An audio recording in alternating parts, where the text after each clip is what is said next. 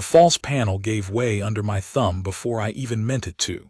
And that is the part I still think about, that I nearly missed it, that if my glove hadn't caught on a burr of loose stitching along the floor mat, I would have finished my sweep of the Queen Consort's carriage in the ordinary 4 minutes it usually took, logged it clean, and walked on to the next coach in the line. Instead, I was on my knees in the boot well of a state carriage an hour before a royal departure, staring at a leather satchel wedged into a cavity that was never listed on any carriage schematic I had studied in 19 years of service. And inside that satchel, wrapped in oilcloth and bound twice over with waxed cord, was more coin and paper currency than I had seen in one place in my life. My name is Garrick Thorne, and at the time of what I am about to tell you, I held the rank of guard sergeant of the carriage watch at the Palace of Harrowgate, in the service of the Crown of Eldermore. I want to say plainly, before I go further, that nothing in this account involves any wrongdoing by the woman at its center. I did not know that when I found the money. Nobody did. For the better part of 3 weeks, a great many people in that palace, myself included, to my lasting discomfort, believed something far darker than the truth. I am telling this story because the truth deserves as much daylight as the suspicion got, and because I gave my word to a woman I once misjudged that I would not let people forget how it actually ended. But I am ahead of myself. Let me take you back to that morning. The sweep was routine. Every carriage scheduled to leave the palace grounds on state business was searched before departure, under the seats, behind the panels, along the boot, beneath the driver's box, as a matter of standing protocol going back generations, tightened further after an incident at a neighboring court some years prior involving a smuggled letter that never should have left a palace gate. Nobody thought much of it. We searched the king's coach. We searched Crown Prince Rowan's. We searched the Queen Consort's, the same as any other, twice a week regardless of whether she was traveling that day, because her carriage sat nearest the west gate and was the easiest for anyone with ill intent to tamper with unnoticed. Queen Consort Morwenna's carriage was scheduled to leave that morning for a modest errand, a visit, her staff had logged, to a milliner in the lower city. Nothing of state importance, the kind of outing that barely warranted an escort beyond myself and one junior guard named Pell, no relation, I would later learn with some discomfort, to a woman whose name would come to matter a great deal to this story. I want to be honest that I did not think highly of Queen Consort Morwenna at that time. I had served at Harrowgate long enough to have formed the same opinion most of the guard had quietly formed, that she was cool where the king was warm, that she stood on ceremony where Princess Alara put people at ease, that she had a way of looking through a servant rather than at one. I do not say this to excuse what came after. I say it because it is the truth of where my head was that morning, and it matters to how quickly my mind ran toward the worst explanation once my glove caught on that stitching and the panel came loose. My father served 22 years in that same guard before me, and it was his voice I heard first, kneeling in that boot well with my glove still caught on the stitching, reciting the same rule he had drilled into me as a boy of 15, standing my first practice post in our own dooryard. A guard's eyes are worth nothing to the crown if his hands move faster than his judgment does. He had never risen past guardsman himself, content, he always said, to do one post well rather than chase a rank he'd have worn poorly, and he had died 4 years before that morning, still proud. My mother told me at his grave that his son had made sergeant of the carriage watch, a post he considered second in dignity only to standing at the king's own door. I mention him now because I think of him every time I tell this story, and because the discipline that kept my hands off that satchel was his discipline before it was ever mine, learned at a kitchen table, not a courtyard, and carried with me into a courtyard all the same. I did not touch the satchel at first. Protocol was clear on that point, drilled into every guard from his first week. Any unexplained item found during a security sweep of a royal conveyance is to be reported immediately to the ranking officer on duty, untouched beyond what is necessary to confirm its presence. and under no circumstance opened, moved, or discussed outside the chain of command. I had seen a guard dismissed 2 years prior not for finding contraband, but for handling it improperly once found, for letting curiosity get ahead of procedure. I was not going to make that mistake. I looked. I did not lift. I saw enough through the loosened wax seal on the oilcloth to know that what lay inside was currency, a great deal of it, bundled in denominations too high for a household purse, and I closed the panel as near to its original position as I could manage and went to find Captain Edram Voss. Captain Voss had commanded the Palace Guard's Carriage division for 11 years and was not a man given to alarm. He listened to my report without interrupting, asked me 3 questions. Was the panel a standard cavity? Had I touched the contents? Had anyone else been near the carriage that morning? And then he did something that told me, more than anything he said, how seriously the discovery was being taken. He did not send a junior officer to verify my report. He walked to the carriage himself, in full view of the courtyard, knelt where I had knelt, and looked for himself. "You did right not to lift it," he said when he stood. "Seal the carriage. Nobody touches it, nobody moves it until the steward's office has been informed." Captain Voss assigned the first watch over the sealed carriage to me, which I understood at the time as a kind of quiet trust, that having found the thing, I was owed the responsibility of guarding it until someone with greater authority decided what came next.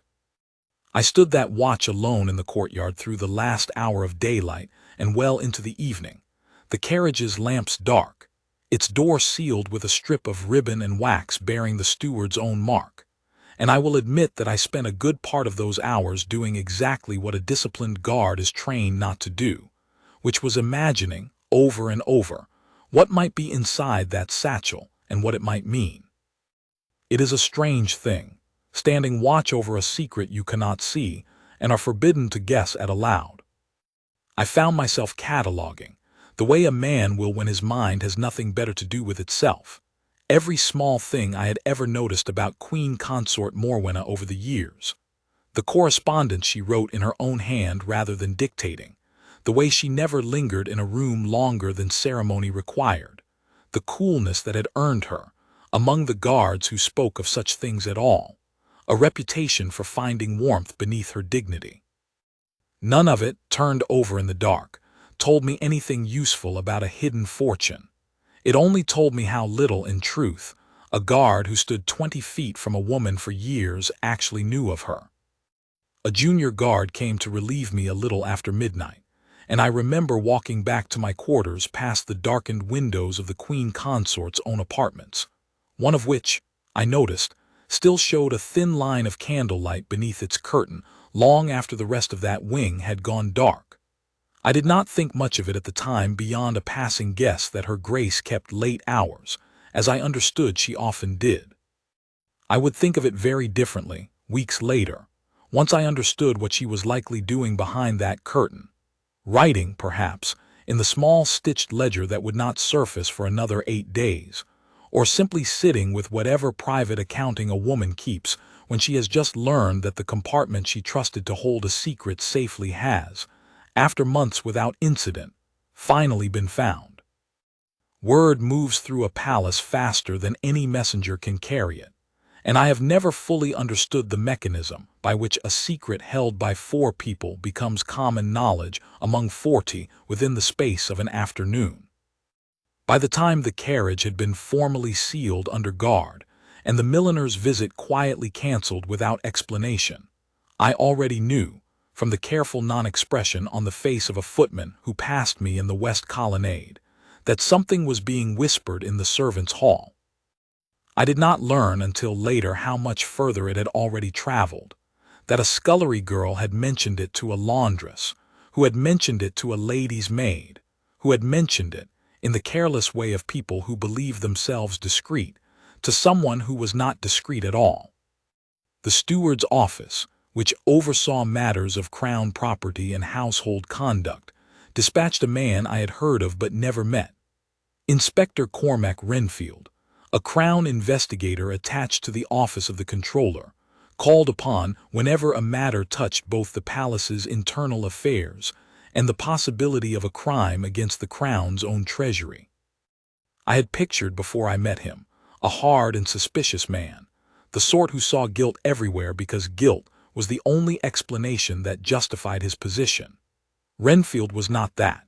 He arrived within 2 hours of being summoned, a lean, unhurried man in his middle years, with ink-stained fingers and the calm, unbothered manner of someone who had learned long ago that panic solved nothing and patience solved most things. He came to me first, before he went anywhere near the carriage, and he asked me to walk him through exactly what I had done, in exactly the order I had done it twice.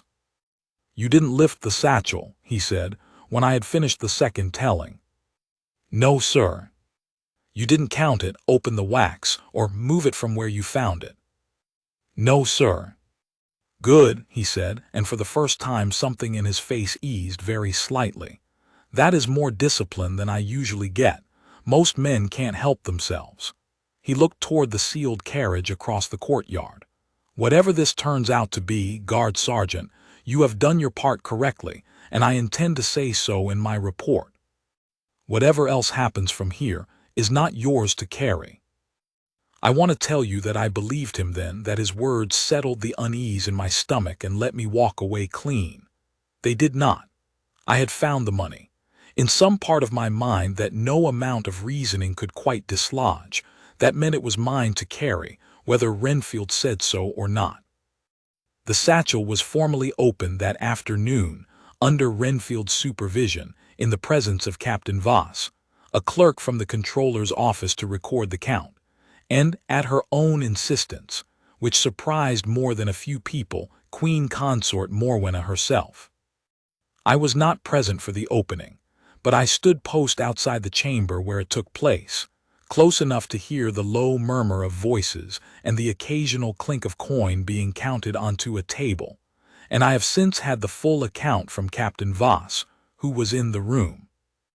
The sum came to just over 12,000 crowns, in a mixture of minted gold, silver, and paper notes drawn on 3 different banking houses in the capital. It was, by any household's reckoning, an enormous amount of money to find hidden in a false compartment of a carriage.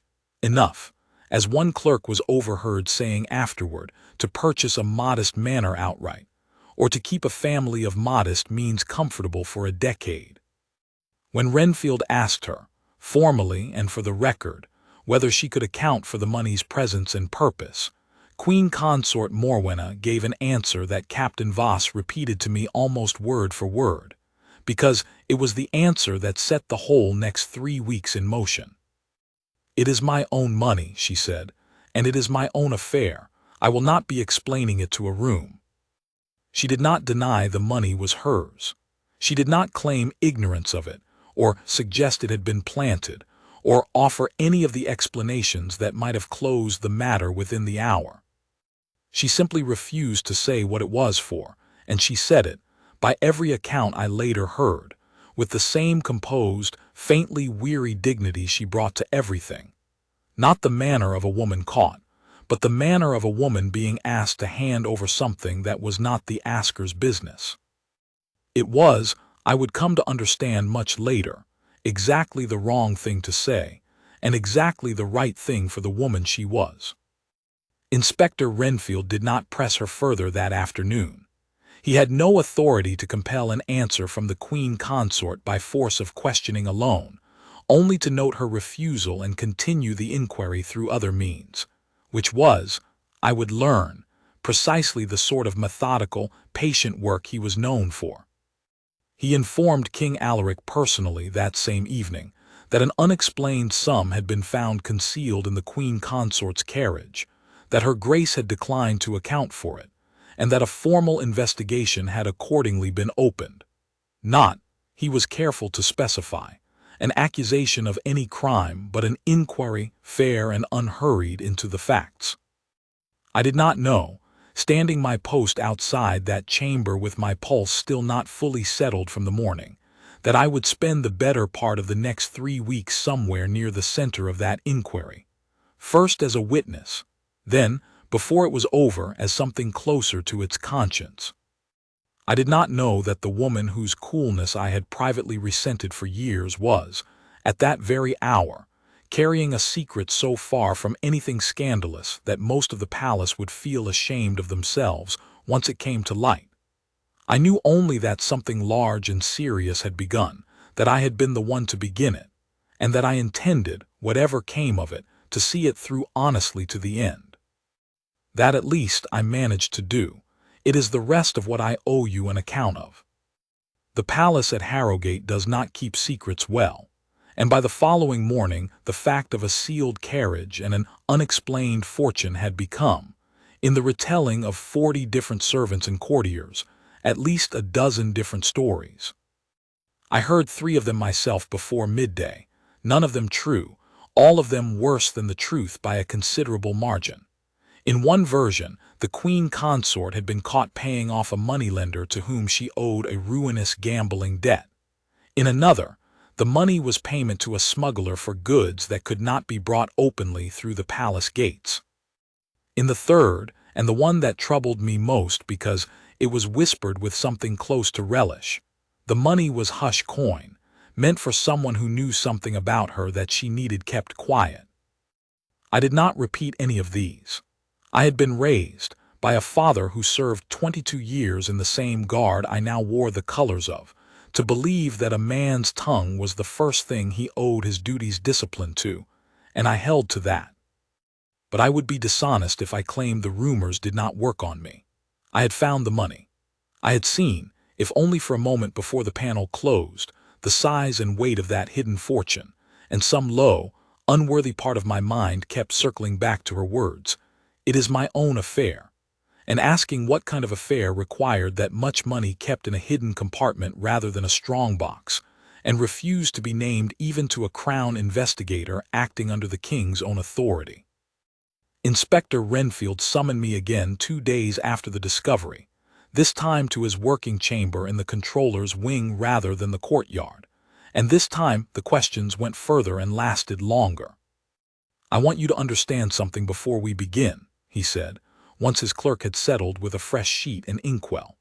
"You are not under suspicion of anything, guard sergeant. You found the money exactly as protocol required, and your account has already been corroborated by Captain Voss and by the state of the panel itself, which shows no sign of recent tampering by anyone but whoever installed it. I am not questioning you today because I doubt you. I am questioning you because you know that Carriage's schedule and that courtyard's rhythms better than almost anyone alive, and I need someone who can tell me what is ordinary and what is not.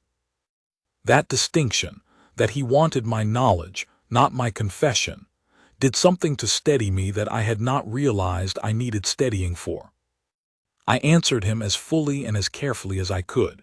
Yes, the Queen Consort's carriage left the palace grounds with some regularity, more than most people would guess, because she preferred to travel to smaller engagements without the full state escort that accompanied the king.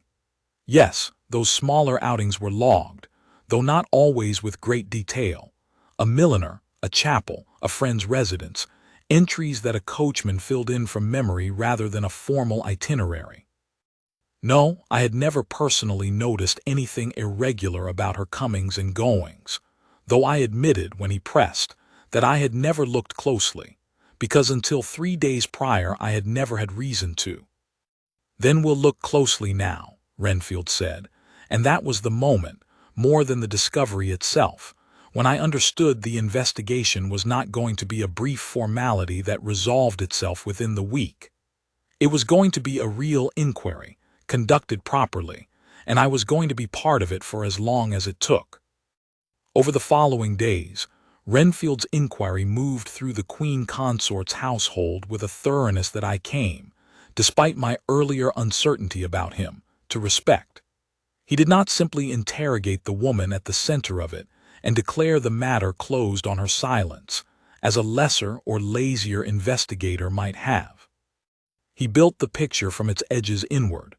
The coachman first, then the household staff, then, only once he had gathered what facts existed independent of her own testimony, back to Morwenna herself, patiently, formally, without a hint of the cruelty or theater that court gossip seemed to expect of such a proceeding.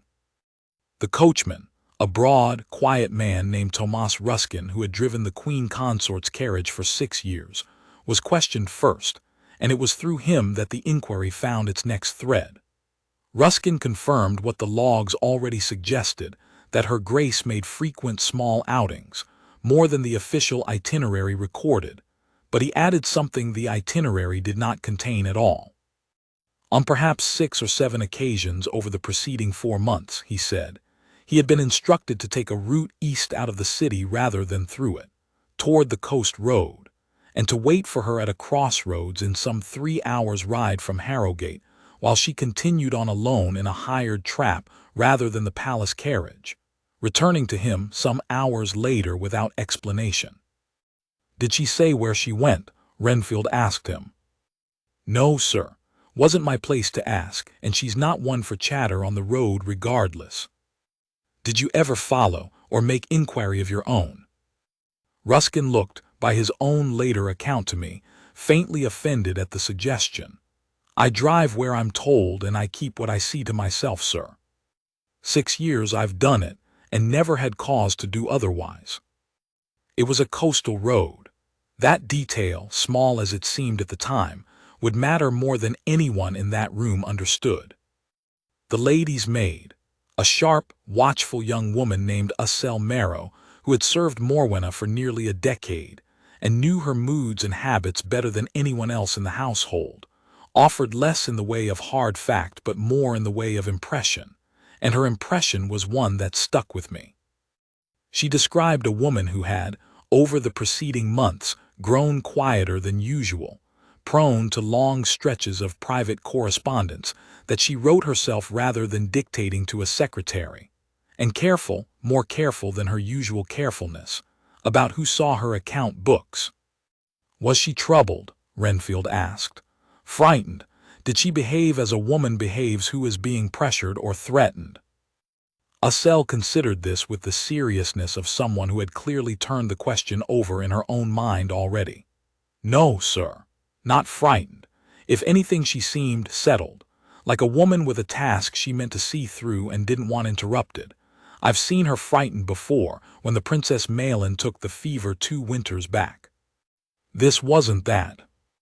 It was Ussel, too, who mentioned, almost in passing, that Morwenna had visited a jeweler in the lower city on her own, without the usual escort of courtiers who typically accompanied such outings, on at least 2 occasions that spring, a fact that had struck Ussel as odd only because the Queen Consort rarely purchased jewelry for herself, considering the crown's own collection more than sufficient, and yet these visits had not resulted in any new piece appearing in her wardrobe or jewel case. Before that thread led anywhere, though, I had my first real taste of how quickly the court could turn a private matter into public sport, and my first real acquaintance with the man who would do more than anyone else to make these 3 weeks miserable. I was posted that evening to the receiving gallery, outside a modest supper the king was hosting for a handful of senior courtiers and 2 visiting envoys, a duty that normally required nothing of a guard beyond standing straight and looking as though the furniture might come alive at any moment. I had not expected to hear the Queen Consort's name spoken at all, given how carefully Renfield had tried to keep the inquiry contained, but a palace full of clerks and servants is not a palace that keeps anything contained for long, and by the second course, the matter had clearly reached every ear at that table in one garbled form or another. It was a young baron seated near the king's left hand, a slight, quick-tongued man named Selwyn Marchant, whom I had seen at court before but never spoken with, who raised it first, with the particular lightness of someone testing how far a dangerous subject could be pushed before anyone stopped him. "One does hear the strangest things," he said, to no one in particular and to everyone at once, turning his wine glass slowly by its stem. "A fortune found hidden away like a smuggler's cash, and Her Grace unwilling to say a word about it. I confess I find it a curious position for an innocent woman to take." An innocent woman generally wants to be believed. There was a brief, uncomfortable silence at the table, the kind that tells you everyone present has heard the same rumor and is now waiting to see who will be first either to defend it or to feed it further. King Alaric, to his credit, answered with a level, unhurried calm that closed the subject as firmly as a man could close it without raising his voice. The inquiry is the Crown's business, Baron Marchant, conducted by the Crown's own investigator, and it will conclude when the facts warrant it concluding, not when the supper table has finished speculating, he said. I would remind the table that Her Grace has committed no offense that has been established, and that idle talk about a woman who cannot defend herself at this table tonight reflects rather more on the talker than on her. It was, by any reasonable standard, a firm and fair rebuke, and I watched most of the table take it as one, murmuring agreement and turning the conversation elsewhere. But I watched Marchant's face as he accepted the correction with a small, easy bow of his head, and I did not like what I saw there, not chastened, exactly, but recalculating, the look of a man filing away that a direct approach had failed and a quieter one might succeed better. I mentioned it to Captain Voss the next morning, more out of habit than any real conviction that it mattered. "Marchant," Voss said, with the weary distaste of a man who had watched a certain kind of courtier rise and fall at Harrowgate more than once in his career. Ambitious family, thin patience, and no particular love for the Queen Consort, who's never had much patience for him either. She told him plainly enough at a garden reception 2 years back that his father's petition for a border commission wasn't going to be decided by flattering her at parties, and he's not the sort of man who forgets a slight like that, real or imagined. Keep an eye on him if you hear his name again in connection with any of this. Men like that don't usually let a good scandal go to waste. I did keep an eye on him, as much as a guard reassigned largely to gatehouse and courtyard duty could keep an eye on a courtier who moved in circles well above his own. It would be some days yet before Marchant's name surfaced again in any way that mattered, but I want to set down here, for the sake of the record, that the seed of what became a genuinely damaging leak was planted at that supper table in front of the king himself, and rebuked there just as plainly, proof, if any were needed, that a fair warning delivered once is not always enough to stop a man determined to have his way regardless. That thread led, 3 days later, to the goldsmith's quarter of the lower city, and to a meeting I attended myself, at Renfield's request, as the guard most familiar with the Queen Consort's usual bearing, and therefore best placed to confirm or deny any description offered. The jeweler, an elderly, precise man named Master Ambrose Quill, whose family had held a royal warrant for 3 generations, was reluctant at first to discuss any client's business, warrant or no warrant, until Renfield produced the controller's seal and made clear that the inquiry touched a matter of crown concern rather than idle curiosity. Even then, Quill chose his words like a man setting stones into a delicate setting. "A lady came to me in the spring," he said. "Veiled, plainly dressed, no household colors, no escort beyond a driver who waited outside. She did not give a name, and I did not ask one. It is not uncommon, sir, for ladies of quality to prefer discretion in such transactions, and my trade depends on my willingness to grant it." "What did she want of you?" "To sell, not to buy. 2 pieces, both fine work, both plainly old, a bracelet of white gold set with sapphires, and a pendant of similar age and quality. I valued them fairly, as I would for anyone, and paid her in notes and coin as she requested, in 2 separate visits some weeks apart." Renfield asked him to describe the woman as closely as he could, and Quill's description, a woman of middle years, composed, well-spoken beneath a plain traveling veil, unhurried despite what he took to be a driver waiting somewhat impatiently outside, matched Morwenna closely enough that I felt, standing at the back of that shop with the smell of hot metal and polish in the air, something in my chest go cold and certain in a way I did not like. "Would you know her again," Renfield asked, "if you saw her without the veil?" Quill considered this with evident discomfort, understanding, I think, exactly whose face he was being asked to compare her to. I believe I would, sir, though I would rather not be the one to say it aloud in a courtroom if it comes to that. It did not in the end come to that, though none of us knew it yet. What we knew, walking back from the goldsmith's quarter that afternoon, was that Queen Consort Morwenna had, over recent months, quietly and personally sold 2 pieces of her own jewelry, in disguise, without her household's knowledge, converted the proceeds to cash, and hidden that cash, along with money from some other source that had not yet been traced, in a concealed compartment of her own carriage, having made repeated unexplained journeys toward the Eastern Coast Road in the same period. "What does it look like to you, Guard Sergeant?" Renfield asked me as we walked, in the tone of a man who already had his own theory forming and wanted to test it against someone else's honest reaction rather than his own bias. I did not answer him honestly right away, because the honest answer shamed me even as I formed it.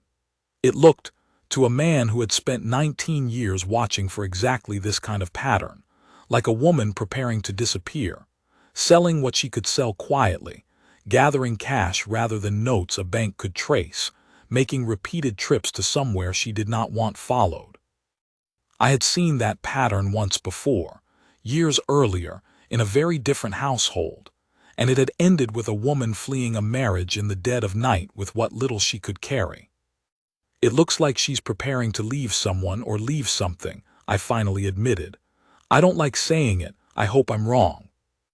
Renfield nodded slowly, and I could not tell from his face whether he shared the thought or was simply weighing it against some other possibility he had not yet voiced.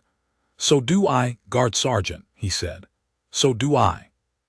It was the closest either of us came in those first days to naming the fear that had begun, quietly and without anyone's real consent, to settle over the inquiry, that whatever Queen Consort Morwenna was doing, she was doing it in a way that looked, to every reasonable eye trained on it, exactly like a woman with something to hide from her own husband and her own kingdom both. I did not yet understand how wrong that reasonable eye could be. Inspector Renfield brought his findings to King Alaric 5 days after the discovery, and though I was not present for that conversation, I learned enough of its shape afterward, from Captain Voss, and from what I later heard the king himself say, to understand that it was not an easy hour for either man. Renfield laid out the facts as he had gathered them: the hidden cash, the sold jewelry, the unexplained coastal journeys, the Queen Consort's continued refusal to account for any of it without embellishment and without conclusion, because that was his way, and because he had not yet reached one himself. King Alaric, by every account, did not rage or accuse.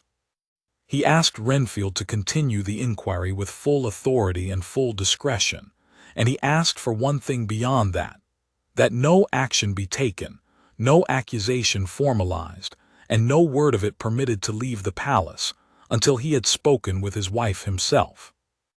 That conversation, too, I was not present for, and I would not presume to tell you its exact words. But Asel Marrow, who was in the antechamber that evening, and heard enough through a door not quite closed to understand its temperature if not its content, told me afterward that it had not been an argument in the way court gossip later insisted it must have been. The king's voice, she said, had been low and pained rather than angry, the voice, she thought, of a man asking to be trusted rather than demanding to be obeyed. And Morwenna's voice, when it answered, had not been defensive or evasive in the way a guilty woman's might be. It had been steady, and it had been, Asel said, almost pleading, though pleading was not a word anyone associated with the Queen Consort. "I heard her say his name twice," Asel told me some days later, when the two of us found ourselves waiting together outside Renfield's chamber for our own separate interviews. Not angry, like she was trying to get him to understand something without saying the thing itself. And then I heard her say, "Trust me a little longer, Alaric. I will explain everything, but not yet, and not to a room full of clerks." That was all I caught before the door shut proper. It was, in its way, the same answer she had given Renfield on the first afternoon. It is my own affair, dressed now in gentler and more personal language, but no more forthcoming. And I understood, hearing it second-hand, why it did the investigation no good at all. A woman with nothing to hide explains herself and the matter closes. A woman asking her own husband to simply trust her, without explanation, for reasons she will not name even to him, is a woman that even a loving husband cannot help but wonder about, and a Crown investigator most certainly cannot simply take at her word. In the days between the King's conversation with his wife and the search of her writing desk, Renfield pursued two other lines of inquiry that came, in the end, to nothing, though I did not think at the time that nothing was quite the useless outcome it seemed. He wrote, under Crown seal, to each of the 3 banking houses whose notes had made up part of the money found in the carriage, requesting a full accounting of any withdrawals made against the Queen Consort's known accounts over the preceding year. All 3 replied within days, and all 3 replies said, in their different clerkish phrasings, the same thing, that Her Grace's formal accounts showed nothing irregular whatsoever, no withdrawal beyond her ordinary and modest personal spending, nothing that came close to accounting for even a fraction of the 12,000 crowns found hidden in the carriage. Which tells us something important, even if it isn't the answer, Renfield said, when he showed me the replies in his working chamber. Whatever this money is, it did not come from the privy purse, and it did not come through any account a chancellor's clerk would ever see or question. That narrows the possibilities considerably. A woman hiding an affair rarely finances it with her own private jewelry sold under a veil, rather than simply drawing on funds she already controls without any oversight at all. That's a great deal of trouble to go to, for a woman who could, if she wished to hide something ordinary and disreputable, have hidden it far more easily than this. He pursued, too, a quieter and in some ways more delicate line of inquiry, a discreet inquiry, conducted through the controller's own contacts rather than any formal summons, into whether any money-lender, blackmailer, or disreputable creditor in the capital had ever had dealings with the Queen Consort, or with anyone closely connected to her household. It was the kind of inquiry that could have done real and lasting damage to her reputation had word of it ever reached the wrong ears, and Renfield conducted it, I later learned, with a care that bordered on the surgical, speaking to no one who did not already hold his complete confidence. That inquiry, too, returned nothing. No moneylender in the capital, disreputable or otherwise, claimed any dealing with her. No name surfaced that suggested blackmail, debt, or any of the other explanations the court's rumor mill had already settled upon as obvious fact. I dislike a mystery that resists every ordinary explanation, Renfield admitted to me, in a rare moment of something like frustration breaking through his usual patience. It means either the truth is stranger than the ordinary explanations, or it is better hidden than anyone I've yet questioned is capable of hiding it. I am inclined, the longer this runs, to believe the former. Nothing about this woman's conduct fits the shape of a person concealing a vice. It fits the shape of a person concealing a virtue she does not wish credited to her, which is, in its own way, a far stranger thing to hide, and a far harder one to prove, because virtue leaves no trail the way vice does. No creditor comes forward to be paid. No accomplice grows careless with the coin. A kindness done quietly enough leaves almost no mark on the world at all, which is precisely why it had taken us this long to find even the edge of one. It was, I think now, the first time either of us said aloud, however cautiously, the possibility that would prove entirely correct, though neither of us yet had the evidence to say more than that it was a possibility, and Renfield, ever careful, refused to let either of us lean on a guess not yet earned by fact. 2 more days of dead ends followed before the desk search finally gave us something solid enough to follow. It was 2 days after the King's conversation with his wife that the inquiry took its sharpest turn, and it happened, as such turns often do, almost by accident. Renfield had obtained, with the king's authorization, permission to examine the private writing desk in Morwenna's own apartments. Not her person, not her most guarded correspondence, but the desk itself, on the narrow grounds that it might contain records relevant to the household, accounts the money had apparently not passed through. Morwenna did not resist the search, though Asel told me she watched it happen from the window seat of her own sitting room with an expression Asel could not read, neither angry nor afraid, simply watchful, like a woman observing a process she had already decided not to interfere with.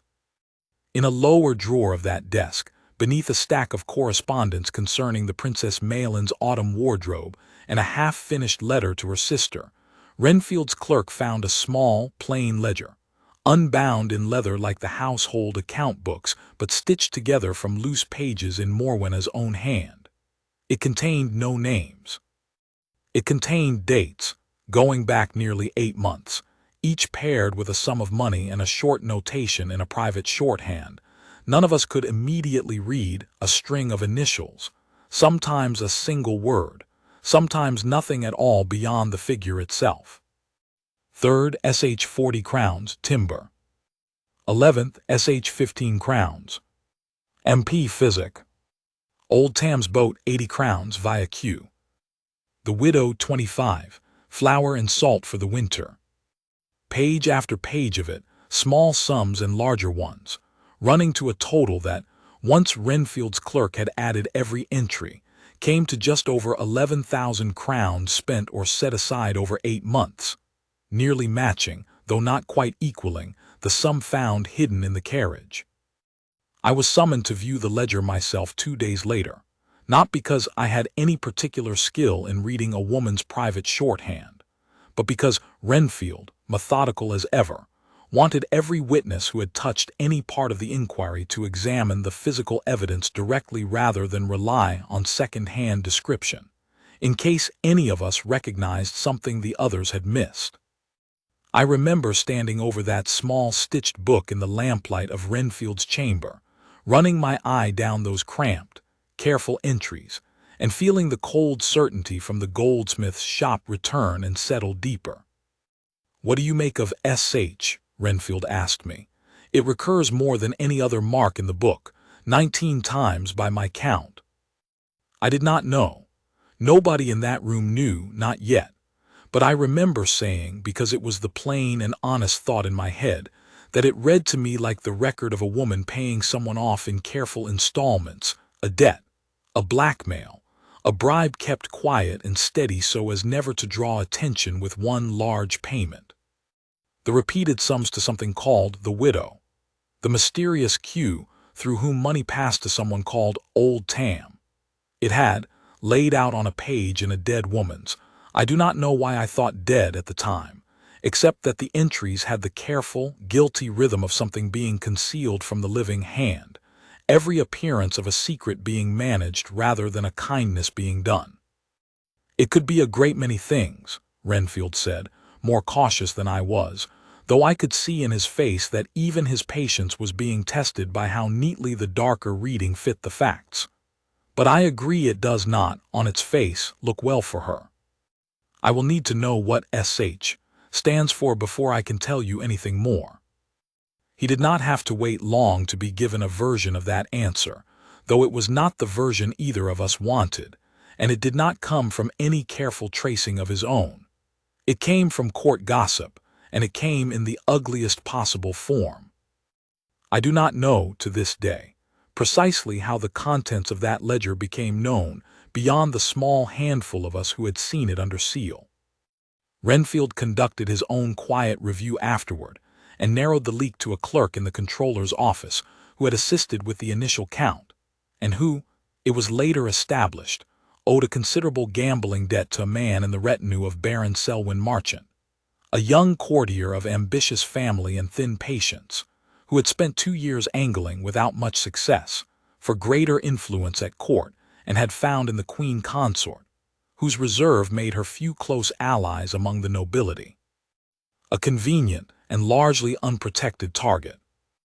Within a day of the ledger's discovery, a version of its contents, garbled, exaggerated, and stripped of every uncertainty Renfield himself still carried, was moving through the court as settled fact.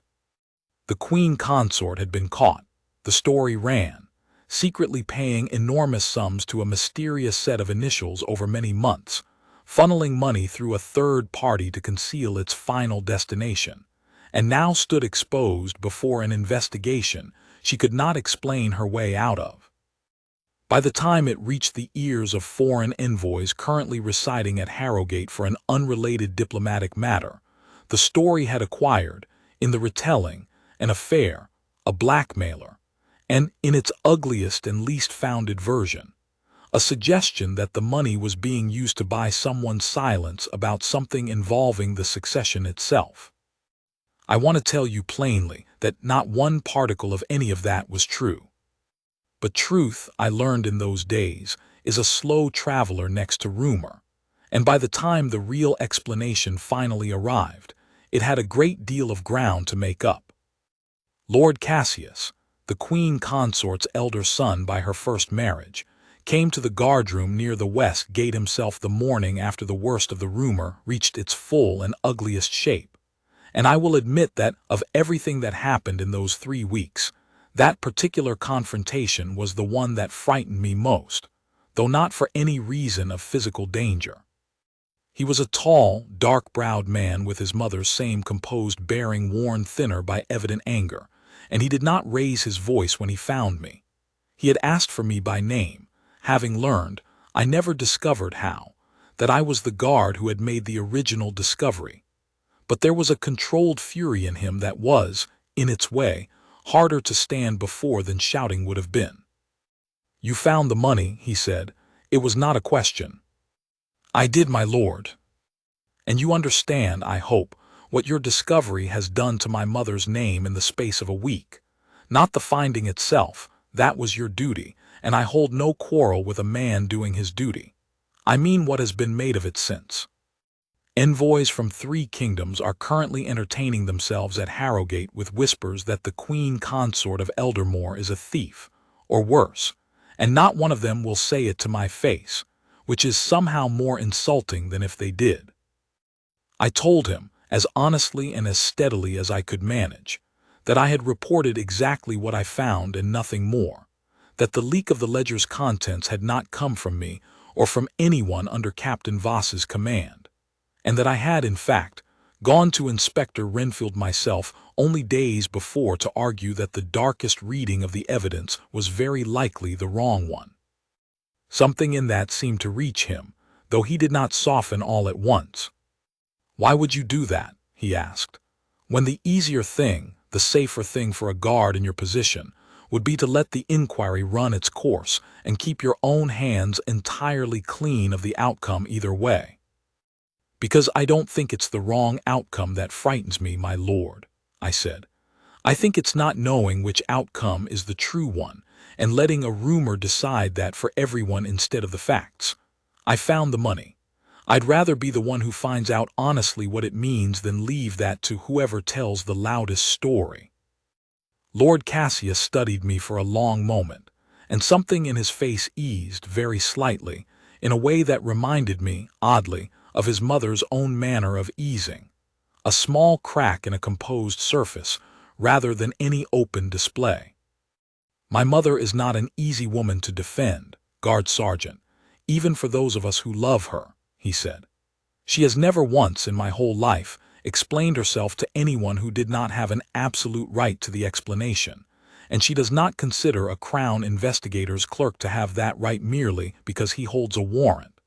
It has cost her dearly before, this habit of hers, and I fear it may cost her more dearly still before this is done. If you are the man who finds the truth of it before the rest of the court finishes deciding she's guilty, I will not forget it, whatever you find. But I will say this plainly. If it turns out there is real wrongdoing here, I would rather hear it from you honestly than have it dressed up kindly for my sake. Do you understand me?"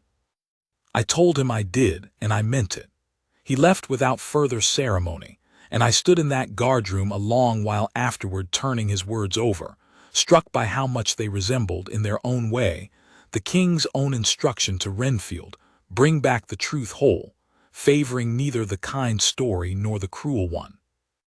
It seemed, whatever else divided that family in ordinary times, that on this single point, that the truth mattered more than either comfort or scandal.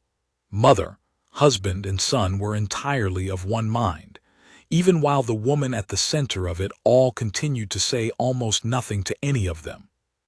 The consequence for me was immediate, and at the time, deeply unwelcome. Baron Marchant, whether from genuine belief or simple opportunism, made a point of remarking within earshot of several courtiers that it was curious how conveniently the Queen Consort's carriage had come to be searched that particular morning, and curious, too, that the guard who found the money had never previously reported anything irregular about her household in 19 years of otherwise unremarkable service, as though my long record of finding nothing were itself now suspicious. As though a man could not simply have done his duty correctly for the first time it mattered. It was an ugly and unfair insinuation, and it had no real evidence behind it, but it did not need evidence to do damage. Captain Voss came to me himself, grim-faced, to inform me that as a precaution his word, delivered with visible reluctance, I was being relieved of carriage duty and reassigned to the North Gatehouse pending the conclusion of the inquiry, so that no one could later claim the Crown's own investigation had been shaped by a guard with something to prove or something to hide. "This isn't a judgment on you, Thorne," Voss said, and I believed he meant it. "It's optics, and optics matter more than they should right now. Renfield asked for it himself. If it's any comfort, better you're seen to have no further hand in this than have anyone able to say otherwise later." It was not much comfort, not that week. I had done everything correctly, by the book, from the first moment my glove caught on that stitching, and I found myself standing a gatehouse post at the edge of the grounds, while a scandal I had accidentally begun grew teeth and legs of its own without me. I will admit to you honestly that there were nights that week I lay awake turning the same unworthy thought over and over, that if I had simply logged the sweep clean and walked past that loosened stitching, none of it would have happened, and a woman I did not even particularly like would not be standing at the center of a storm that seemed, with every passing day, less and less within anyone's control to stop. It was during that same week at the gatehouse that King Alaric himself sought me out, an occurrence so far outside the ordinary run of a guard's duties that I did not, for a moment, understand why a page had come to fetch me to a small antechamber off the king's own study, rather than to whatever disciplinary reckoning I had half convinced myself was coming. He received me alone, without secretary or guard of his own standing by, which unsettled me more than the summons itself had. He did not sit, and so neither did I, though he gestured for me to stand at ease rather than at attention, which I found nearly as unsettling as everything else about the meeting. "You are the guard who found the money," he said, though he plainly already knew that as well as anyone in the palace. "Yes, your Majesty.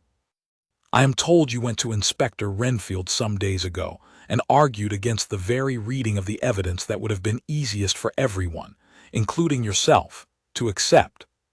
He studied me for a long moment in a way that reminded me, not for the first time, that a king's stillness and a guard's stillness are not so very different in their discipline, only in what they are trained to endure. "I want to know why, and I want the honest answer, not the answer you think a king wishes to hear." I told him, as plainly as I had told Renfield and Lord Cassius both, about the footman and his mother's illness, about the plain, itemized tenderness of the ledger's entries, about the difference I had learned over 19 years to hear between the vocabulary of a woman hiding wrongdoing and the vocabulary of a woman keeping a private kindness private. I did not soften it or dress it up for a king's ears. I told him I had thought poorly of his wife for years before that morning, and that the thinking poorly was exactly what had made me suspect the worst so readily, and exactly what had made me ashamed enough, once I sat with the evidence honestly, to go looking for a fairer reading instead. King Alaric listened without interrupting, and when I finished, he was quiet long enough that I began to fear I had said too much, overstepped some line a guard was not meant to cross even when asked directly. "I have been married to that woman for 11 years, he said finally, "and there are mornings, guard sergeant, when I still could not tell you with certainty what is passing behind her eyes. It is not a comfortable thing to admit, and I would not admit it to most men in this palace. But I find I would rather hear an honest guard's honest uncertainty than another courtier's confident conviction of her guilt, because at least your uncertainty is doing the work of looking rather than the work of assuming." He walked to the window and stood a moment with his back to me, looking out over the courtyard where, I supposed, the sealed carriage still stood or had by then been quietly moved. "My wife has never once, in 11 years, asked me for anything she did not consider herself entitled to ask for plainly and directly. That she is now asking for something without explanation troubles me more than any ledger entry Renfield has shown me, not because I think her capable of wrongdoing. Because I do not understand why a woman who has never needed to hide anything from me in 11 years has apparently decided this is the one thing she must." I did not have an answer for him, not then, and I told him so honestly. He turned back from the window and regarded me with an expression I had not expected from a king, discussing his own marriage with a guard barely above the rank of sergeant. Something almost like gratitude, or at least relief at having said the thing aloud to someone who was not going to repeat it over supper. "Ride wherever the facts take you, guard sergeant, when Renfield allows it," he said. "I would rather know the truth of my own wife a week late and painfully than accept a comfortable story a week early and be wrong about the woman I married. See that Renfield understands that comes from me directly, if he has any hesitation about where the inquiry leads next." I left that antechamber with a weight on me that I had not carried in 19 years of guarding gates and carriages. Not the weight of suspicion this time, but the weight of a king's trust, extended to a guard he barely knew, because that guard had been willing to doubt his own first, easiest conclusion. It steadied something in me that the whole ugly week at the gatehouse had shaken loose, and it is, I think, the reason I found the resolve a few days later to go to Renfield a second time and press the case for riding out to the coast, rather than simply waiting, as a lesser man might have, for someone else to do the harder work of finding the truth. But I want to be equally honest about the other thing that grew in me that week, alongside the doubt, because it is the thing that matters most to how this story ends. The longer I sat with that ledger's entries in my memory, the widow, flour and salt for the winter, old Tam's boat, physic, the less they sounded, to my own ear, like the language of blackmail or bribery. Blackmailers do not get paid in flour and salt. A woman buying silence does not itemize a stranger's medicine. I had spent 19 years learning to read the difference between a man lying to me and a man telling an inconvenient truth, and something in the plain, almost tender specificity of those entries kept nagging at me, quietly. Underneath the louder and uglier story, the rest of the court had already decided to believe. I thought, too, of a small thing I had witnessed myself, 18 months earlier, that I had never mentioned to anyone because it had seemed unremarkable at the time. A junior footman's mother had fallen gravely ill that winter, and the boy had gone about his duties gray-faced and silent for a week before word reached the household proper. I had been on duty outside the receiving hall the afternoon Queen Consort Morwenna learned of it, not from the boy himself, who would never have presumed to trouble her with it, but overheard in passing from the housekeeper. She had said nothing to anyone in the room, but I had seen her, an hour later, stop the boy in the corridor, ask after his mother by name, and press something small and fold it into his hand before continuing on as though nothing had passed between them at all. He had told no one, embarrassed, I think, by the kindness. I had told no one either, because it had seemed a private moment not meant for repeating.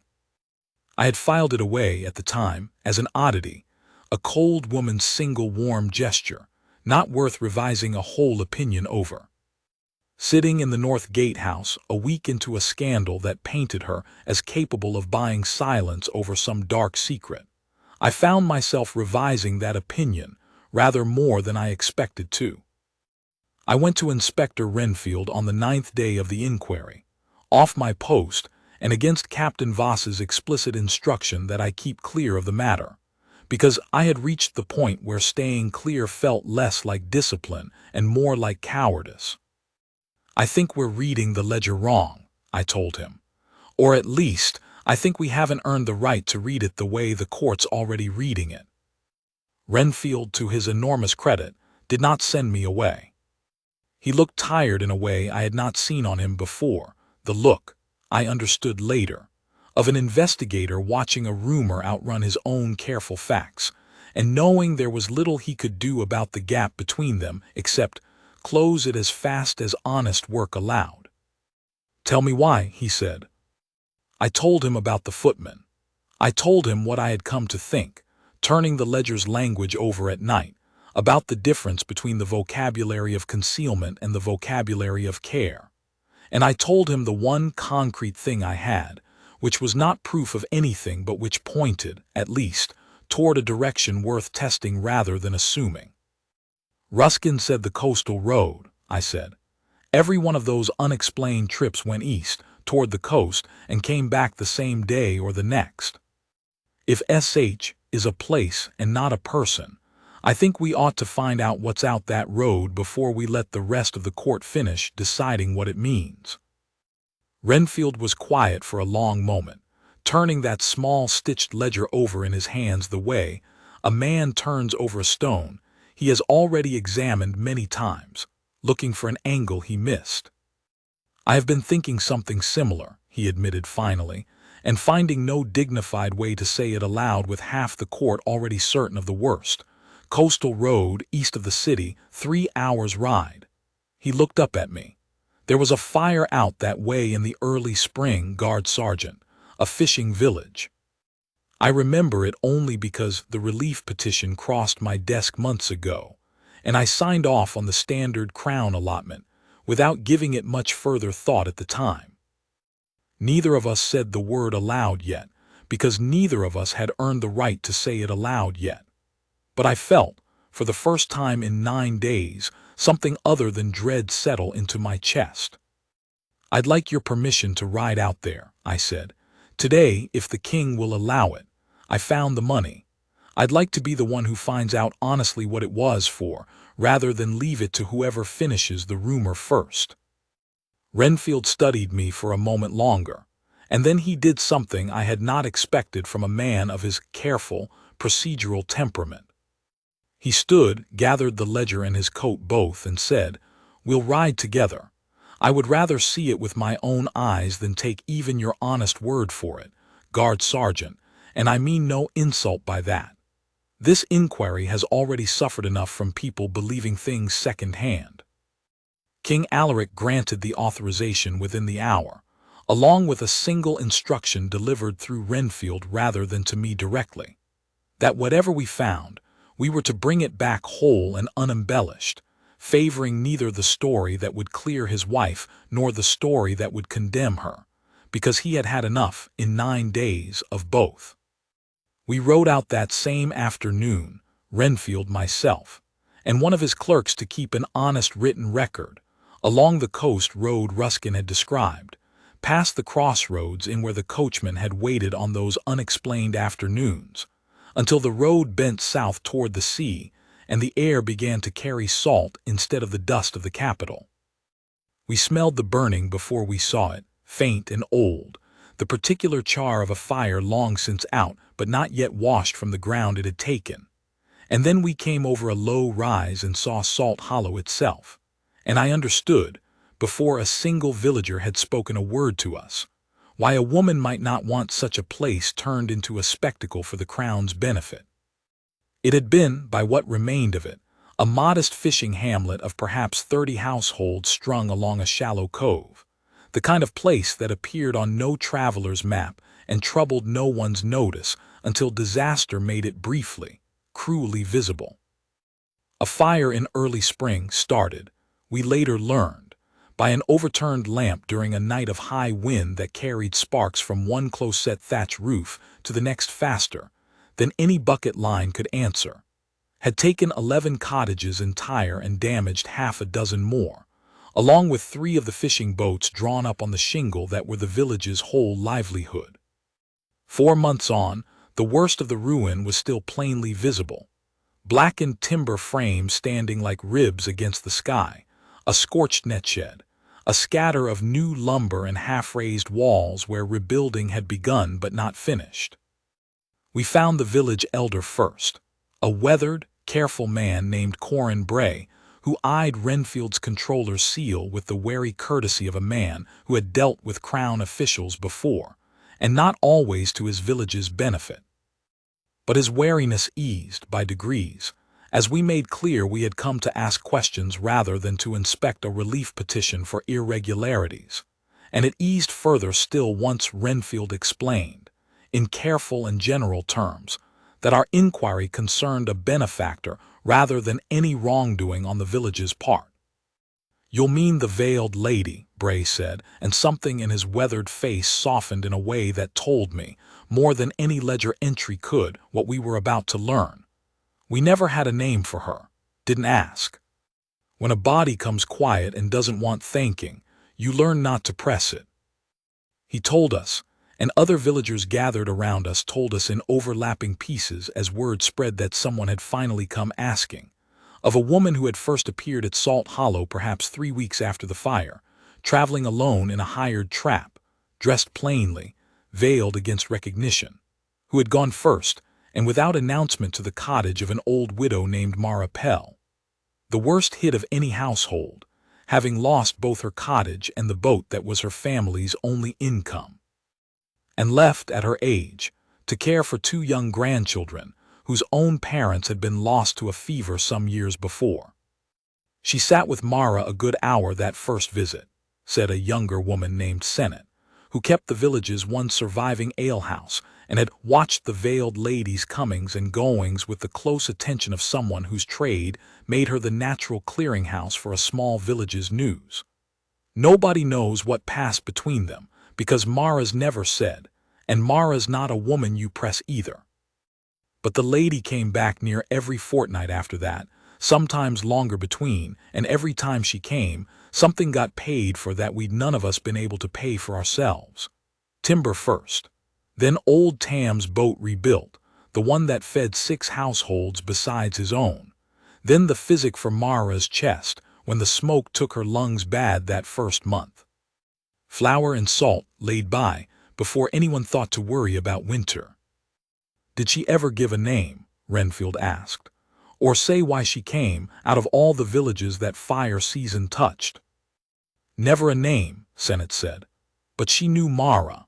Knew her before she ever set foot here this spring. That much was plain from the first visit. Mara greeted her like an old debt being paid, not like a stranger's charity arriving. We none of us asked more than that. You don't, when someone's doing you a kindness, and plainly doesn't want it made into a show. Before we found Mara Pell, we found the man whose initial had puzzled Renfield nearly as much as the woman's had, a broad, sun-browned fisherman of middle years named Quennell, mending net line outside a half-rebuilt shed when Corin Bray brought us to him, who straightened at the sight of Renfield's seal with the particular wariness of a man who suspects he is about to be blamed for something he considers an honest kindness. "I carried what she asked me to carry, and I said nothing to no one, same as she asked," he said, before Renfield had gotten more than 2 questions out. "If that's a crime now, you best take me instead of troubling this village any further over it. They've had trouble enough this year, without a Crown investigator adding to it." Renfield assured him, with more patience than I think I would have managed in his place, that no one was accusing him of any crime, and that we had come only to understand, not to punish. Quennell's shoulders eased slowly, and he told us his part of it, that he had once served 2 years in the palace stables before returning to Salt Hollow to take up his late father's boat, and that Queen Consort Morwenna, recognizing him from those years when she happened to encounter him on her first visit after the fire, had asked whether he might be trusted to carry certain sums and certain materials into the village on the days she could not come herself, so that her own repeated presence on that road would not itself draw notice. She paid me fair for my trouble each time, same as she paid fair for everything else, he said. But I'll tell you plain, sirs, I'd have carried it for nothing. A woman who remembers a stable hand's face after 10 years and trusts him with a fortune, rather than trust it to some official who'd have made a production of it. That's not a woman doing a wrong thing quietly. That's a woman doing a right thing quietly, because she's got sense enough to know the difference between the two, which is more than I can say for half the fine folk who come through this coast making a show of their charity and leaving before the mud's dry on their boots. It was, in its way, as plain and complete a testimony as anything Mara Pell would tell us an hour later, and it settled something in me even before we reached her door. The last, small doubt that some part of the darkest reading might yet prove true, that even a fisherman paid to keep silent might, under the right pressure, turn out to have been part of some scheme neither of us had yet imagined. There was no scheme. There was only a woman who had once been helped, and who had found, in her own careful and private way, exactly how to help in return without turning the helping into a spectacle for anyone's benefit but the people who needed it. It was Mara Pell herself. When we found her at last in the half-rebuilt cottage she now shared with her 2 grandchildren, who gave us the peace that made every entry in that small stitched ledger fall suddenly, completely into place. She was an old woman, spare and weathered by a life spent near the sea, with a cough that had not fully left her since the smoke, and she received us with the same wary courtesy Bray had shown, until Renfield explained gently that we had come not to trouble her benefactor, but to understand her, because the poor woman was, at that very hour, standing accused at court of hiding a fortune for reasons no one there could explain.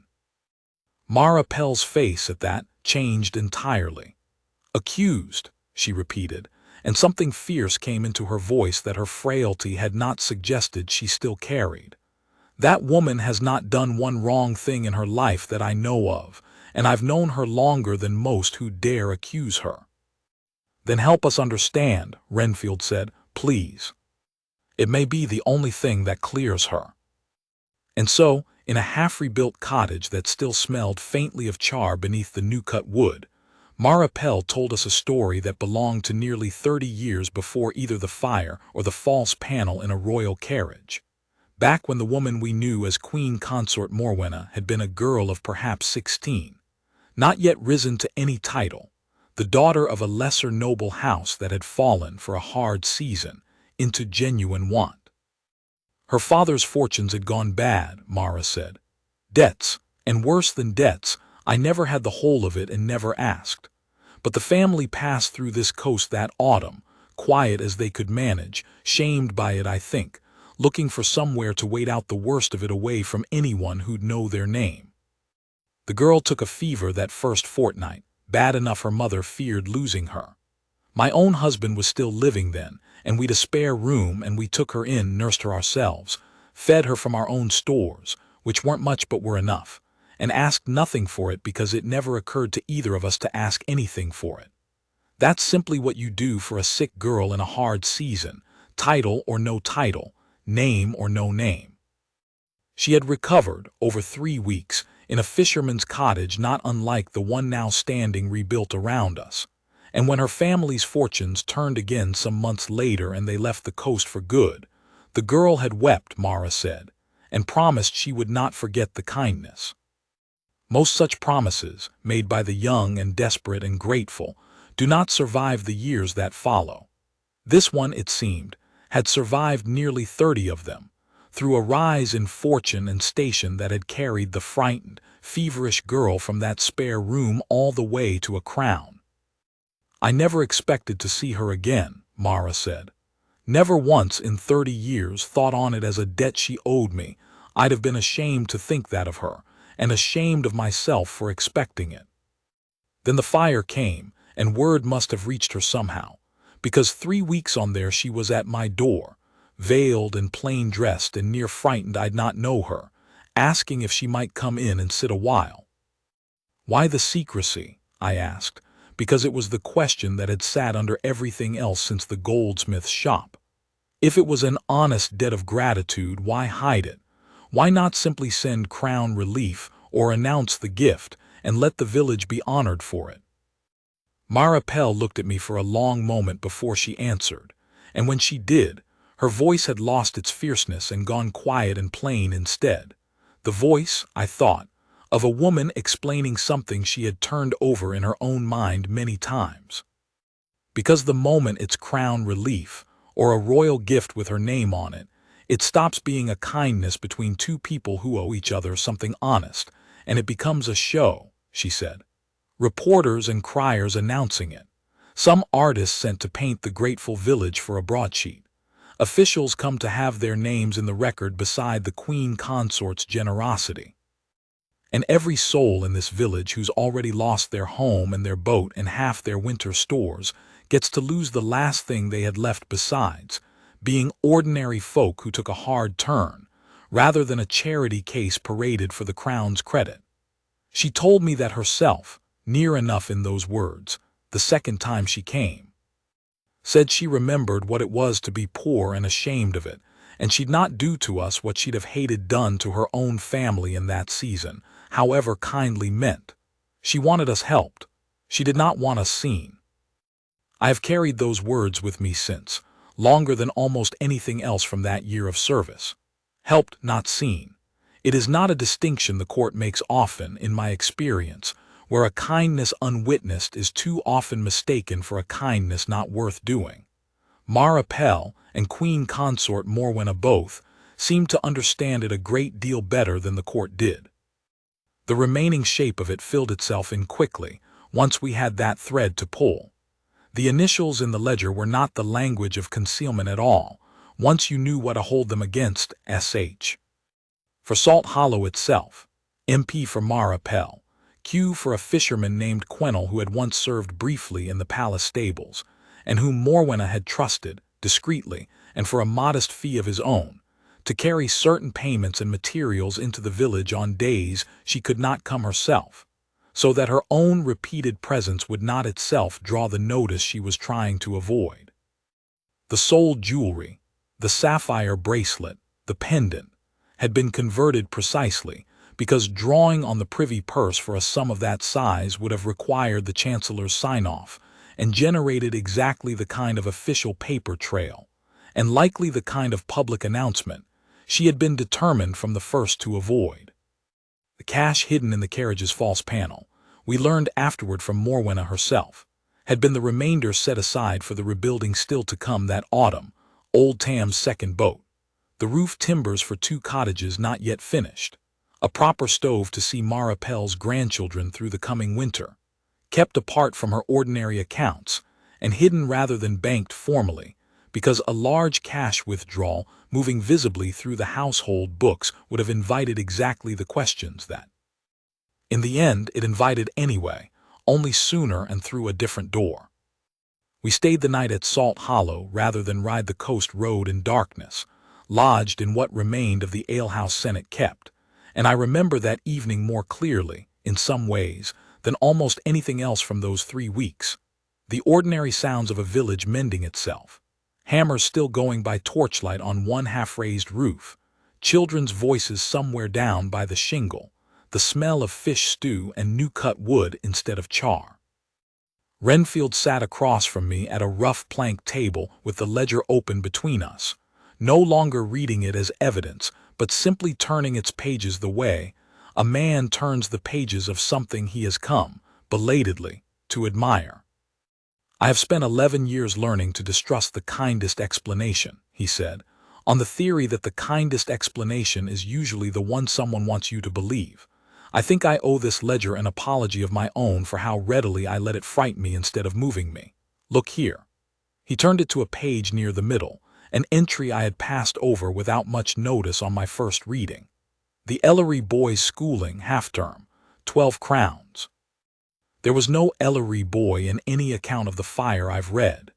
She was paying for a child's schooling that had nothing to do with the disaster at all, simply because she'd learned, on some visit or other, that the family couldn't afford it that term. That isn't the entry of a woman managing a debt or a scheme, guard sergeant. That's the entry of a woman who came to this coast to repay one kindness and found herself, once there, unable to stop noticing every other need in front of her. I did not have a ready answer for that, and I did not try to find one. We sat a while longer in a silence that was, for the first time in 9 days, an easy one, and I remember thinking, watching the torchlight move on the unfinished roof across the lane, that whatever came of the ride home, I would not regret having made it, whatever it had cost me at the gatehouse or might yet cost me at court. We rode back to Harrowgate the following morning, Renfield's clerk's notes thick with testimony that left, by any fair reading, no real question remaining. I will admit I felt, on that ride home, a lightness I had not expected, not only relief that no scandal waited at the end of what I had begun, but something closer to shame at how readily I, and Renfield, and half the court besides, had reached for the darkest explanation the facts could bear rather than the kindest one, simply because the kindest one had not announced itself, and the woman at its center had not thought it anyone's business but her own and the people she was helping. Inspector Renfield presented his full findings to King Alaric and Queen Consort Morwenna together, 2 days after our return, in a private chamber rather than the formal hearing room the court had half expected, with only myself, Captain Voss, and Renfield's clerk present as witnesses to the record. I stood near the door, still in my carriage watch colors though I had spent the intervening days back at the North Gatehouse, and I watched Queen Consort Morwenna's face as Renfield read the account of Salt Hollow aloud. The fire, the widow, the initials, the sold jewelry, Mara Pell's own testimony taken down word for word. She did not weep, which would perhaps have been the expected thing, the thing that would have made a tidier ending to tell. She sat very still, hands folded in her lap, and listened to her own private history read back to her by a stranger's careful voice, and when Renfield finished she was quiet for a long moment before she spoke. "I did not lie to you, Inspector," she said. "I simply would not say it. There is a difference, though I understand why the difference cost you all a great deal of trouble these 3 weeks, and I am sorry for that part of it, if not for the rest." "Why not simply tell me from the first?" Renfield asked, not unkindly. "It would have spared everyone, yourself included, a considerable ordeal." "Because the moment I said her name to a room full of clerks, Inspector, it would have been in a Crown record within the hour, and a record within the hour becomes a broadsheet within the week, and a broadsheet within the week means Mara Pell's kindness to a frightened girl 30 years ago becomes public property, becomes a pretty story for the Crown's benefit rather than the private thing it has always been between the two of us. I made a promise to myself, riding away from that coast as a girl, that if I ever had the means to repay her, I would do it as one woman helping another who had once helped her, not as a queen consort performing gratitude for an audience. I kept that promise the only way I knew how to keep it honestly. I am not sorry for the manner of it, whatever it cost me these 3 weeks.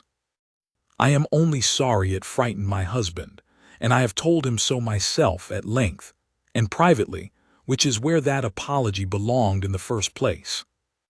King Alaric, who had said little through the whole reading, spoke then, and I will set down what I remember of his words as closely as I can, because they mattered a great deal to how the rest of that year settled in the court's memory. "I asked you to trust me," he said to her, "and you asked the same of me, and I confess I did not hold to it as well as I ought to have these last weeks. I let an investigator's careful facts and a courtier's careless tongue do more work in my own mind than my knowledge of my own wife's character should ever have allowed them to do. I am the one owed the apology least of anyone in this room, Morwenna, and I mean to say so plainly before every person who heard the rumor say otherwise." Inspector Renfield, who had said little since finishing his reading, spoke once more before the king turned to the rest of us, and I have thought since that his words deserved as much weight as anyone's in that room, coming as they did from the one man present whose entire duty had been to doubt everyone equally until the facts said otherwise. I have conducted a great many inquiries in my years with the Controller's office, Your Majesty, Your Grace, he said, and I will tell you plainly that most of them end with someone in the wrong, because most hidden things are hidden for a reason that does no credit to the person hiding them. I confess I expected this one to end the same way, and I am glad, more glad than my office generally permits me to say aloud, to have been wrong. I would ask your Grace's forgiveness for the thoroughness of the inquiry, though I will not apologize for the inquiry itself, which was owed to the Crown regardless of what it found. A fair process that clears an innocent woman is not a wasted process, whatever discomfort it costs along the way. Morwenna inclined her head to him, the first real softening I had seen in her bearing since the whole matter began. You conducted it with more decency than I had any right to expect, Inspector, and considerably more than the court showed once your findings left your hands. I hold no grievance against your office. I hold a great many grievances against certain of the tongues that turned your careful facts into a broadsheet story before you had even finished gathering them. But that is a separate matter, and one I understand the king has already begun to settle. Captain Voss, standing near the door with the same grim, dutiful bearing he had carried through the whole affair, spoke only once, and briefly, when the king's eye fell on him expecting some report of the guard's own conduct through the ordeal. The carriage watch did its duty at every step, Your Majesty, he said. I'll say no more than that because no more is needed. A guard who does his duty honestly doesn't require praise for it, only the freedom to keep doing it without a cloud hanging over his name for having done it well. He turned then to Renfield, and to Captain Voss, and, to my considerable surprise, to me directly. This inquiry was conducted fairly, from its first hour to its last, he said. Guard Sergeant Thorne did his duty exactly as it ought to have been done, and Inspector Renfield conducted a difficult matter with more patience and more honesty than the court around him showed at any point in these 3 weeks. I will not have either man's name diminished by a scandal that turned out to be nothing but a wife's private kindness to a woman who once saved her life. See that it is understood, plainly and everywhere it needs to be understood, that Queen Consort Morwenna is cleared of any wrongdoing whatsoever, and that the manner of her clearing reflects rather more credit on her than most of the accusations ever reflected on the people who spread them.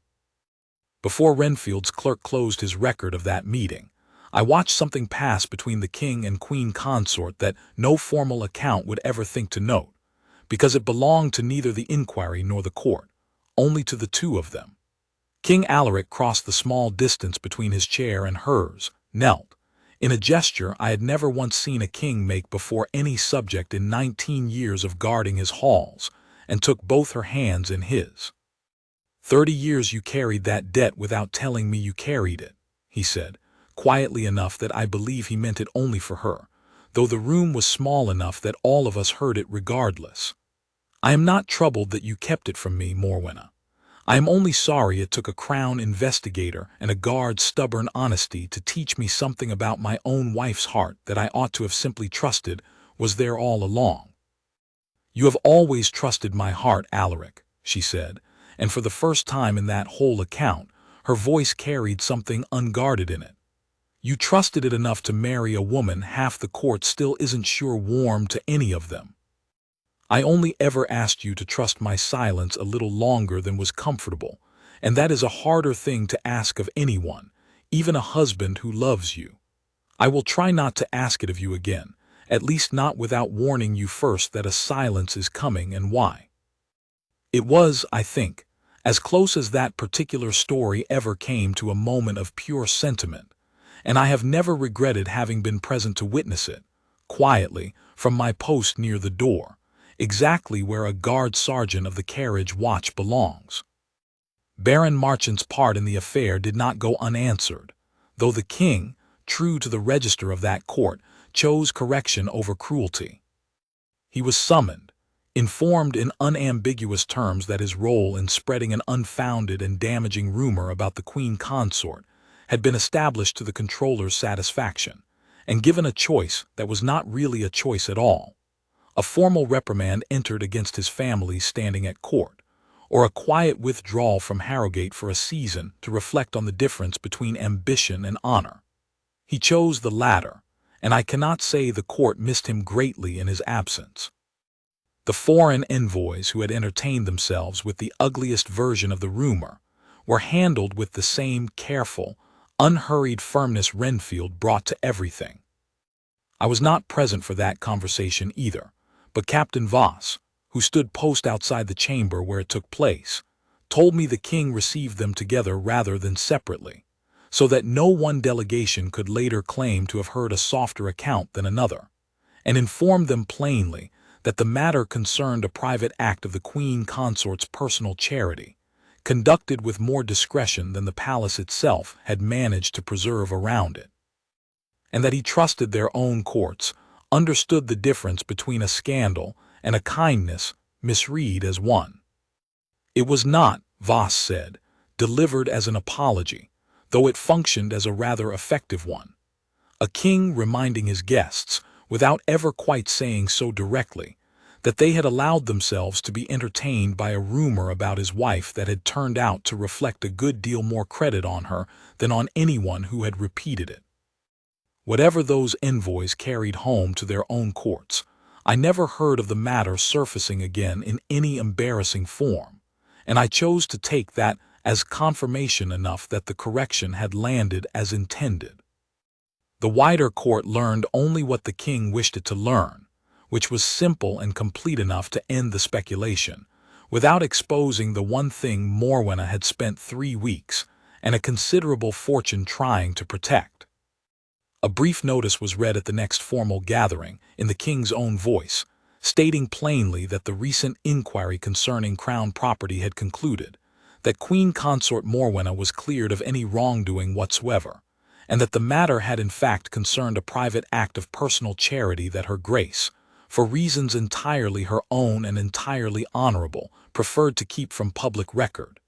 It named no village, no widow, no fire. It did not need to. I watched the faces of the courtiers gathered that morning as the notice was read, and I watched something shift in the room that I have not forgotten since. The particular, chastened quiet of people realizing, all at once and together, that they had spent 3 weeks building a scandal out of a kindness, and that the only person who came out of it looking poorly was every one of them who had chosen to believe the worst so readily.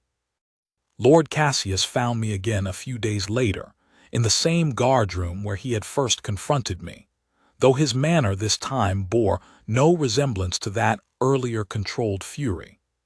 He said little in the end, a nod, a hand briefly on my shoulder, a quiet, I meant what I said that required no further explanation, and I understood it and was glad of it, and did not need more from him than that. Asel Marrow found me in the West Colonnade a few days after the notice was read, and though she said little of substance beyond what the whole palace by then already knew, I remember the meeting because of what it told me about how the household itself had weathered those 3 weeks. She looked, for the first time since I had known her, genuinely lighter, the watchful tension gone out of her shoulders. She hasn't said a word to me about any of it, Asel told me, and I haven't asked, because I know better by now than to expect her to volunteer what she's decided is private. But she asked me yesterday, out of nothing at all, whether I thought the household staff might like a half-day's holiday before the season turns, and paid for a proper spread out of her own purse rather than the household accounts. That's not a thing she's done before, not in 10 years I've served her. I don't think she'd call it connected to any of this. I think it is anyway. She studied me a moment, the same sharp, assessing look she had given me the first time Renfield summoned her to testify. For what it's worth, Guard Sergeant, half the staff below stairs know now that it was you who kept asking questions rather than let the ugly version stand. They don't say it where she'd hear it because she'd only tell them not to make a fuss. But they say it.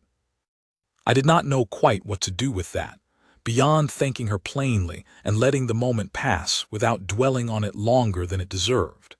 It was not praise I had gone looking for when I rode out that coast road, and it sat a little awkwardly on me even now, hearing it second-hand from a woman who had no particular reason to flatter me.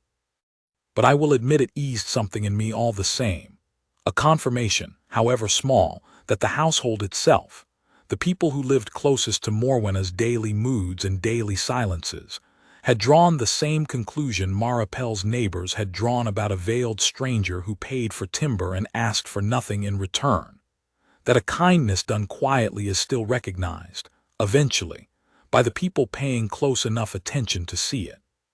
For myself, the weeks that followed brought a return to carriage duty, a formal note of commendation entered into my record by Renfield's own hand for what he called, with more generosity than I felt I had earned, steadiness of judgment under a pressure that would have bent a lesser man's honesty in either direction, and something I had not expected at all, which was a private audience with Queen Consort Morwenna herself, some 10 days after the inquiry closed.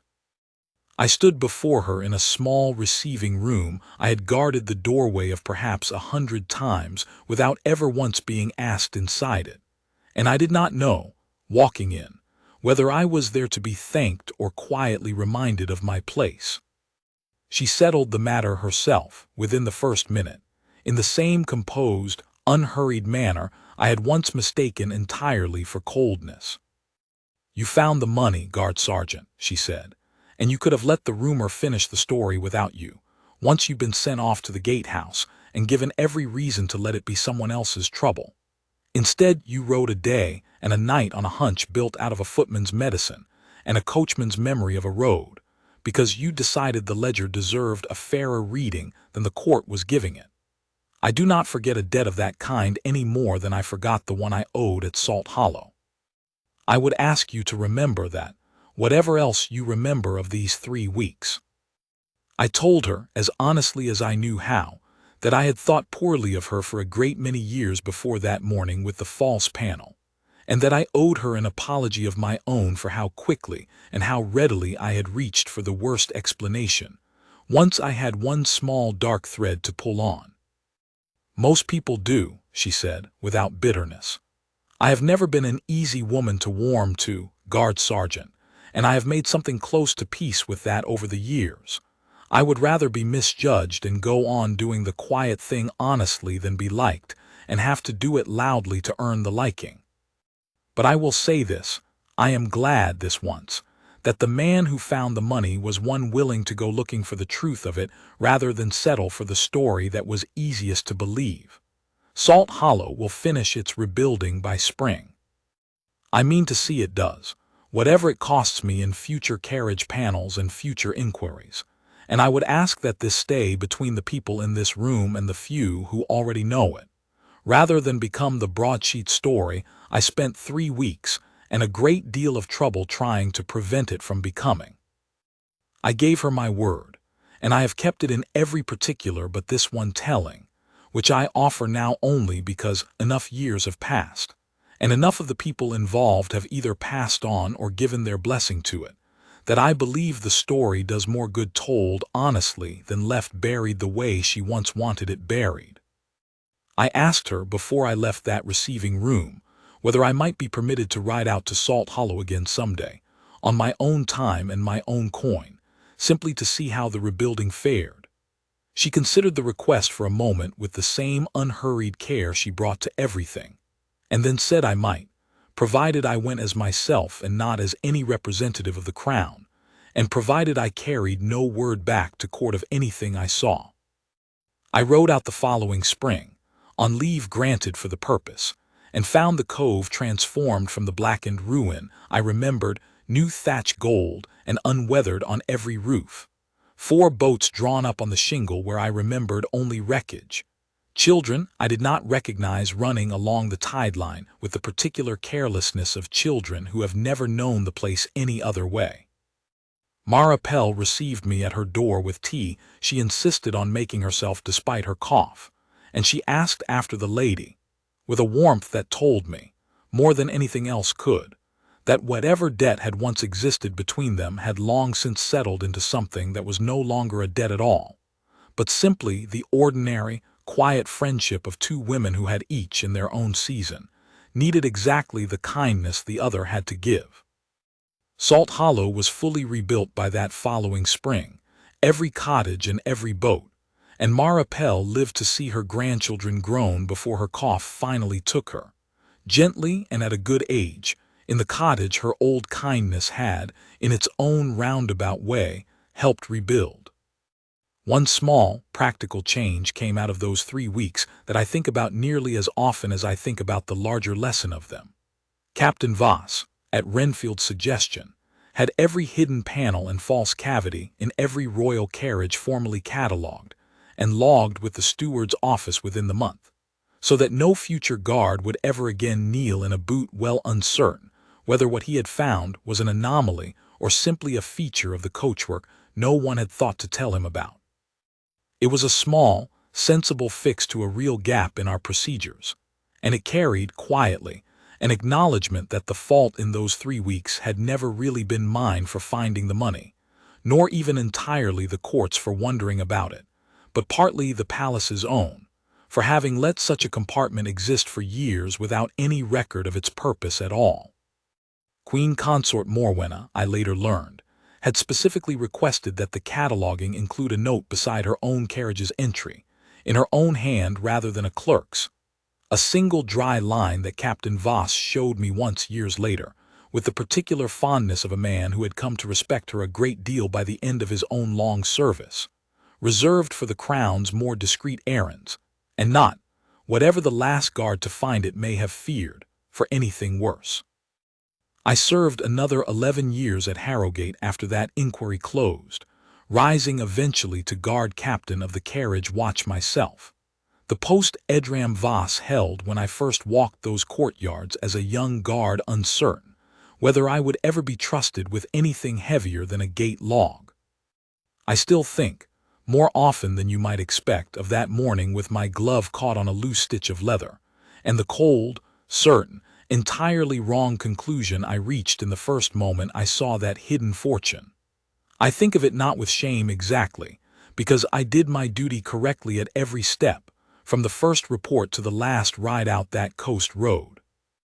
I think of it instead as the clearest lesson my 19 years of service ever handed me, that the discipline a guard owes his post is not only the discipline of what he reports and how carefully he reports it, but the discipline of withholding judgment until the whole of a thing has been honestly seen, even when every rumor in the palace is racing to finish the story for him. Queen Consort Morwenna never spoke of Salt Hollow again in my hearing, not once in the 11 years that followed, and she never asked for thanks or notice for what she had done there, exactly as she had told Mara Pell she wanted it. But I noticed, in the years after, a change in how the guards of the carriage watch spoke of her among ourselves, not warmth exactly, because she never courted warmth and would likely have found it faintly embarrassing if offered. Respect, rather, of a particular and hard-won kind, the kind you give a person only after you have seen, with your own eyes, that the coldest surface can sometimes cover the warmest and most stubbornly private sort of heart. I was glad, every one of those 11 years, to have been the guard who found the money, and gladder still, in the end, to have been the one who kept looking until he found the truth of it.